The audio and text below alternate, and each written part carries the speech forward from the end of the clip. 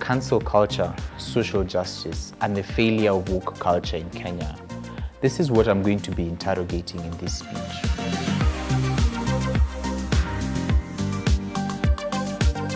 One, what we must realize is that cancel culture is a new phenomenon used by social justice movements across Africa, and we've begun to see it all over the continent. In South Africa, we had the fees must fall and the roads must fall, where students cancelled different individuals that were seen as problematic or acting against the movement.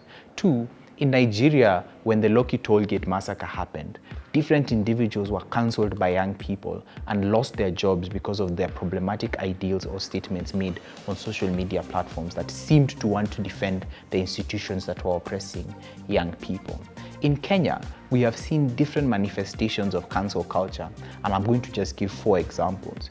One, when Gengeton was at its peak, women cancelled different groups because of different statements that they made that were found to be problematic or found to be normalizing things that were necessarily against society's ideals, normalizing the objectification of women, normalizing rape culture, and things like that. We also saw it differently when there was an exposure of sexual harassment and rape victims used Instagram platforms to almost, in a sense, expose people who are seen as predators and perpetrators. And Kenyans Exposed is a good example. And there was also another movement in USIU where different women used different people's Instagram stories to spread the message of how they were being harassed and what they were facing. 3, with Babu Owino shot DJ Evolve, we saw a movement to try and cancel him. We saw a movement to try and impeach him. There were different ways in which people were so annoyed and tried to cancel the individuals. They even deplatformed him in a lot of places, and this is how it has manifested.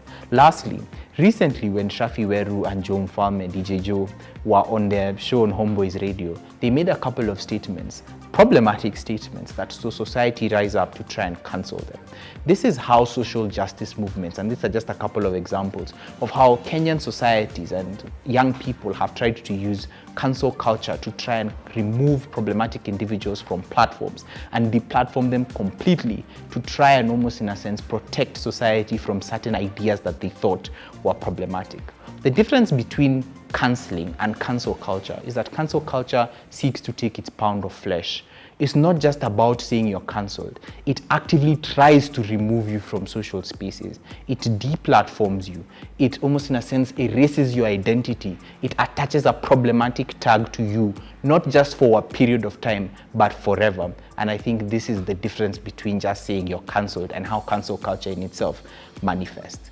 A couple of questions we are going to go through in this speech. 1, is cancel culture necessary? 2, is cancel culture legitimate? 3, what are the outcomes of cancel culture, both positive and negative? And then lastly, we're going to go through why we think the Kenyan society or Kenyan cancel culture has especially failed. Let's look at why it's necessary.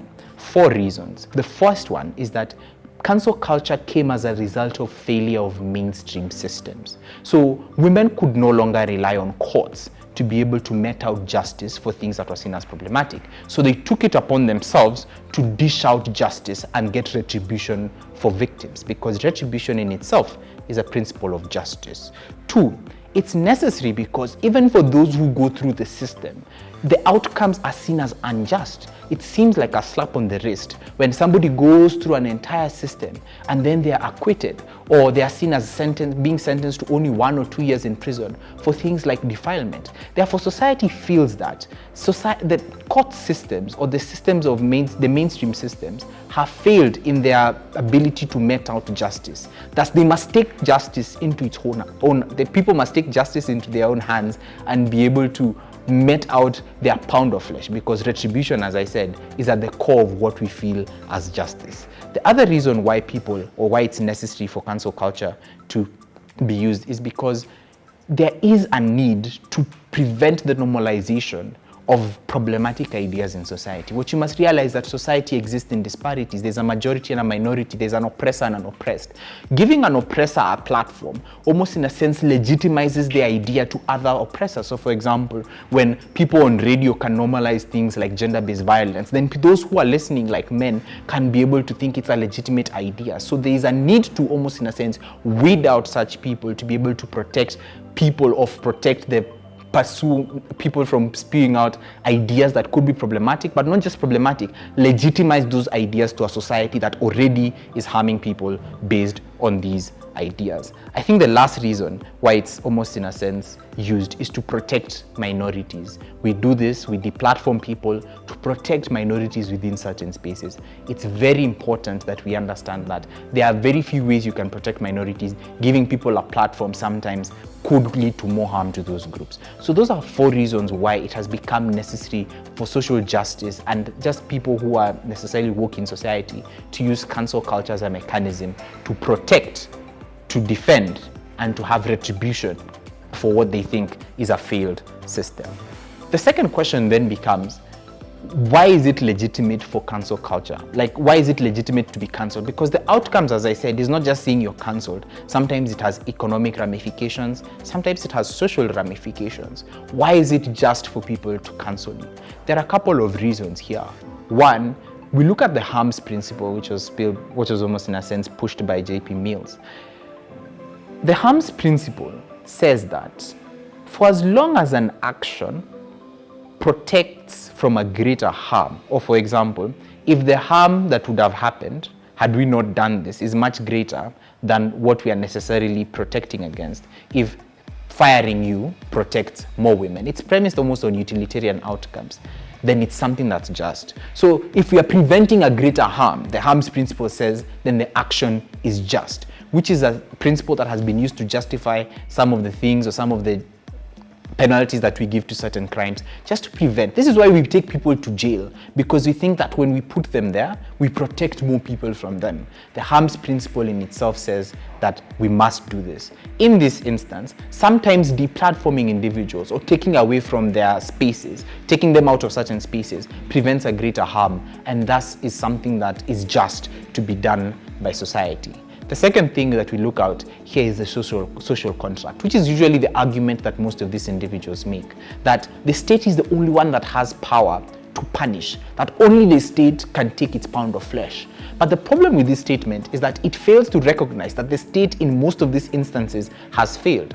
By the time mob culture or the time social justice movements are taking matters into their own hands, it means that the state has been incapable or is not capable of meting out justice. The court systems have failed, the law enforcement systems has failed. Sometimes society must take its pound of flesh on its own, and this is why even if the social contract says that the state is the one that is supposed to be the one dishing out justice, when the state has failed, society is allowed to take matters into its own hands. And then third, the principle of proportionality.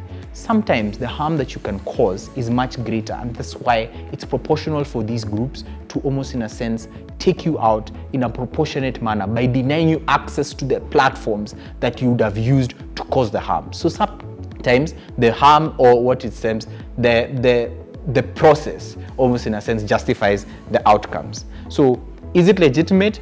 Yes, based on those 3 principles of proportionality, harms, and the failure of the state to mete out justice. What are the outcomes then? And I think this is where we have to be looking at both sides of the story, because cancel culture is a double-edged sword. It's not monolithic that it's a good thing inherently. It must also be interrogated in terms of the harms that it can cause. Why is cancel culture good? Let's start with those questions. The reasons why cancel culture is good is, 1, it uniquely creates more discourse around the subject. Look at what happened when Babu Owino did what he did, right? The amount of discourse on the privilege of people in power and politicians was at its highest. Look at what happens when Shafi Weru was almost cancelled by a lot of people in society. The discourse on gender-based violence was at its peak. So one of the benefits of cancel culture is that because it is seen as rogue, because it is seen as extreme, it tends to create the most amount of discourse. And discourse always leads to awareness, which sometimes leads to a lot of people, or people who would have initially been oppressors, getting second thoughts, or importantly, shaping the minds of younger people to a much more valuable ideal, which is the protection of people. 2, the other reason why we do this is to protect vulnerable individuals. So a lot of people have been protected from denying certain people access to certain spaces. So when we cancel people who spew problematic ideas about maybe equality, Black Lives Matter and stuff like this, we protect a lot of minorities, as I said earlier, from the normalization of ideas that could protect them, because an oppressor is always just waiting to find out that it's a legitimate thing to do just because their favorite person on radio or their favorite person on a platform said something. The third reason why cancel culture is beneficial, and I think this is uniquely important to these movements, is that it creates more buy-in. Buy-in in the sense that people who are part of an oppressed group now feel more part, or feel that they are part of this movement and they are part of the system, which brings and allows more and more people to coalesce, more and more people to come into the movement. So more women can now identify as feminists because they are people who are fighting for this cause, and they feel like they are part of the cause because they can participate in this discourse and participate in these movements. These are the 3 benefits. There are more, but I think these are the 3 most important benefits of cancel culture. What are the harms then? Why is cancel culture risky? What is the other side of the coin? 3 reasons too. 1, cancel culture leads to the creation of echo chambers.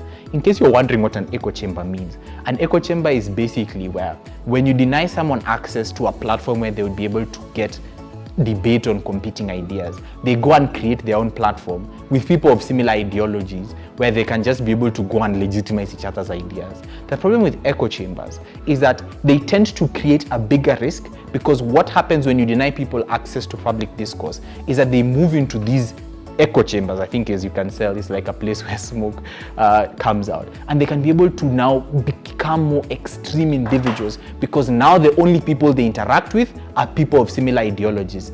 This sounds controversial, but some of Andrew Kibe's platforms, like a masculinity center or a masculinity talk, sometimes can come where people of just similar ideologies come together and they're just able to discuss things, and without any form of accountability, no one is going to check those ideas in those platforms. That's the biggest risk of this cancel culture. You just push more and more on these problematic individuals into these echo chambers. Sometimes them being in public spaces is a better thing, because you can be able to check their ideas and call them out on them. When they create echo chambers, they pose a bigger risk, because then that group becomes the biggest threat to those minorities. 2, it's the death of discourse and free speech. The problem with cancel culture is that it almost limits the amount of free speech or the amount of ideas that can be given in society. I don't want to say that these ideas are good, but our society or our democracy is premised on the principle or the freedom of speech. What this does is that you limit the amount of speech that people can give out of the feeling or the trying to protect themselves from cancel culture. They will almost, in a sense, limit the amount of free speech, which is not always a good thing. And then lastly, when cancel culture goes too far, then what happens is that it creates a mob mentality. And the problem with mob mentalities is that they will police what ideas are good and what ideas are bad. This tends to create a bigger harm, because then we become what we are trying to fight. We create the will of the majority. When all woke people decide what's good and what's bad and what's cancelled, then we become exactly what we are fighting. The tyranny of the majority is at the heart of cancel culture, and this is at times seen as problematic. Let's lastly look at the last question. Why has cancel culture failed in our society? Why has Kenya's cancel culture failed? I think there are 3 broad reasons, even though there could be more.